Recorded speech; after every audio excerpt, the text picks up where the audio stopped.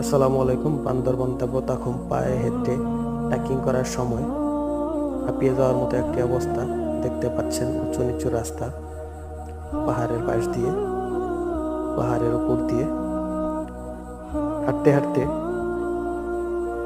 একটি নালা পড়লো সামনে।